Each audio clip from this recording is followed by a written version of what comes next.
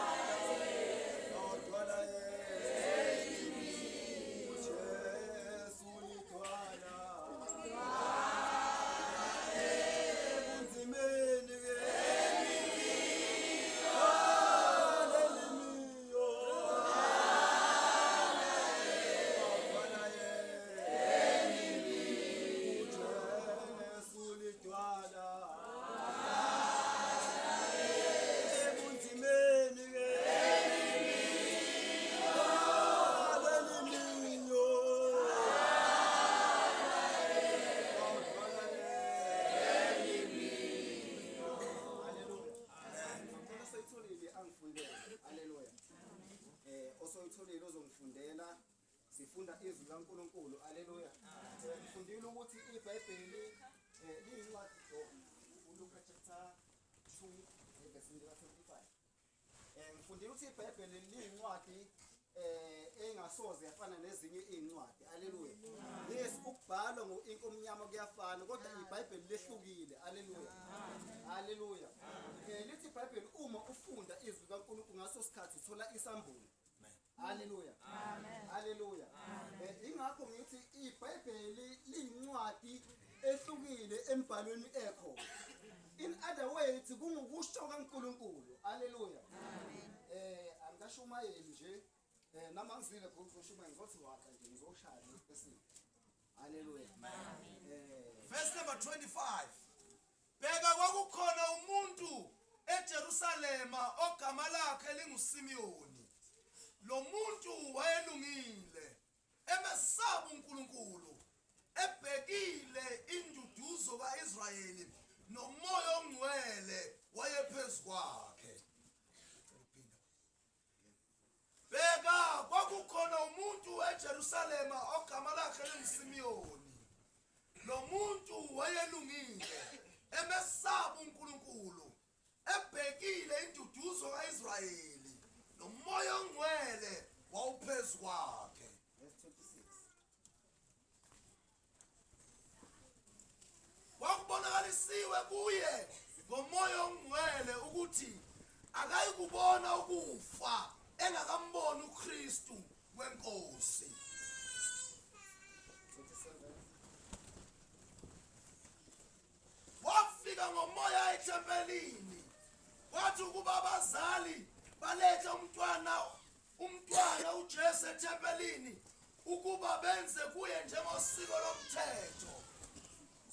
Verse number 27. Wafika ngomoya ethempelini wathi ukuba abazali baletha umntwana uJesu ethempelini ukuba benze kuye njengosiko lomthetho. Wamamukela ngokumgona, wambonga uNkulunkulu wathi salusumukisa ngokuthula inceku yakho somandla njengezwi lakho, ngokuba amehlo ami abonile insindiso yakho oyilungisele ebusweni babantu bonke, ukukhanya kokwambulelo abesizwe nenkazimulo yesizwe sakho uIsrayeli. Amen. Sizovala baba egameni kaJesu Kristu waseNazaretha. ngikhuluma ngalo Thank you, namhlanje Jesus. lisebenze egameni nasegazini kaJesu Kristu waseNazaretha. Baba siyabonga ukuthi uNkulunkulu namhlanje in Jesus name amen. Hallelujah. Ngiyonxolela izilabo alikhulu memeza ngichawa umkhuhlane. Hallelujah. So kafishane lethi iBhayibheli bheka kukhona umuntu eJerusalem. Angazi noma bangizwa nebapho ebasemuva. Angazi noma bakhona yena bangizwayo kulanga. Lethi iBhayibheli bheka kukhona umuntu eJerusalem. Lo muntu lona wayelungile emesaba uNkulunkulu. Ebhekile induduzo kwaIsrayeli. Nomoya ongcwele wawuphezulu kwakhe. Bese lithi iBhayibheli wayesebonakalisile ukuthi akayukubona ukufa engakahlangani noKristu wenkosi. Hallelujah. Amen. Hallelujah. Amen. Ngizocela ukuphinda lokho. Lithi iBhayibheli le ndoda yayibonakalisiwe ukuthi ayikubona ukufa ingakahlangani noKristu wenkosi. Hallelujah. Bathandekayo njengoba sikholwe sisonke.